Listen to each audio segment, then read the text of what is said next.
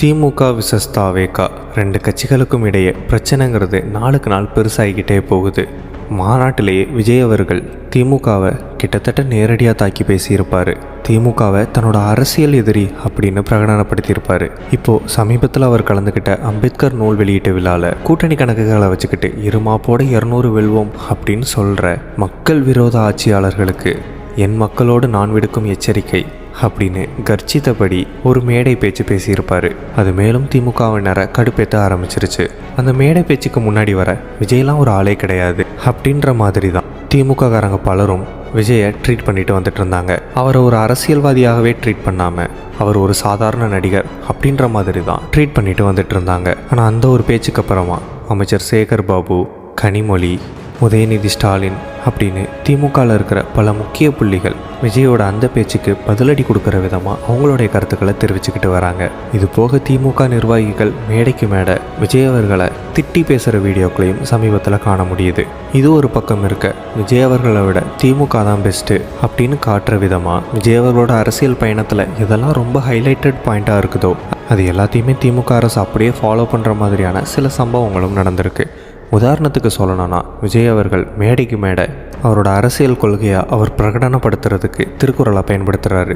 அவர் சொல்கிற பிறப்புக்கும் எல்லா உயிருக்கும் அப்படின்ற குறள் இப்போ திமுக அரசனுடைய விளம்பரங்களில் கலைஞர் புகைப்படங்களுக்கு கீழே புதுசாக இடம் பெற்றுட்டு வருது. இதை பார்த்துட்டு நிறைய பேர் விஜய் அவர்களை நீங்கள் காப்பி அடிக்கிறீங்களா அப்படின்ற மாதிரி கேட்க பதிலுக்கு விஜய் அவர்கள் திமுகவோட கொள்கையவே தன்னோட அரசியல் கொள்கைகளில் ஒன்றா அறிவிக்கும் போது இது பண்ணுறதுல என்ன தப்பு இருக்குது அப்படின்ற மாதிரி பதிலடி கொடுக்கப்பட்டுட்டு வருது.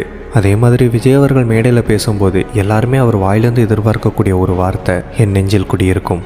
அதே மாதிரி கலைஞர் அவர்களும் மேடையில் பேசும்போது ஒரு வார்த்தையை பயன்படுத்துவார், அதுதான் என் உயிரினும் மேலான எனது அன்பு உடன்பிறப்புகளே.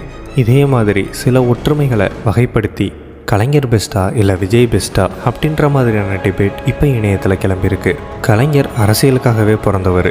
என்னதான் இருந்தாலும் விஜய் அவர்களை கலைஞரோடு ஒப்பிடுறதுங்கிறது ரொம்பவே ஓவர் அப்படின்ற மாதிரி நிறைய பேர் சொல்ல இந்த ஒப்பீடை செய்கிறது வேறு யாரும் இல்லை, திமுகவில் இருக்கக்கூடிய சில முக்கிய நிர்வாகிகள் தான். திண்டுக்கல் லியோனி இவர் சிறந்த பட்டிமன்ற பேச்சாளர் அப்படிங்கிறது நிறைய பேருக்கு தெரியும். ஆனால் இவர் திமுகவோட மிகப்பெரிய ஆதரவாளரும் கூட. அவர் சமீபத்தில் விஜய் அவர்களுடைய திமுக எதிர்ப்பு பற்றின பேச்சுக்கு பதிலடி கொடுத்துருக்கிறாரு. அதில் என் நெஞ்சில் குடியிருக்கும்னு ஒருத்தர் பேசிகிட்டு இருக்காரு. குடியிருக்கிறவங்க எல்லாருமே காலி பண்ணிட்டு போயிடுவாங்க, நிரந்தரமாக இருக்க போகிறதில்ல. ஆனால் என் தலைவன் கலைஞர் என் உயிரினும் மேலான அன்பு உடன்பிறப்புகளேன்னு அனைவரையும் சொன்னார் அப்படின்னு பேச இதை பார்த்து நிறைய பேர் அப்போ விஜய் அவர்களை உதயநிதி ஸ்டாலின் இவங்க எல்லாத்துக்கும் மேலாக கலைஞர் அவர்களோட ஒப்பிடுற அளவுக்கு விஜயோட அரசியல் வளர்ச்சி அளவுக்கு அதிகமாக மேம்பட்டு இருக்கிறத நீங்களே ஒத்துக்கிறீங்களா அப்படின்ற மாதிரியான கருத்துக்களை தெரிவிச்சுக்கிட்டு வராங்க.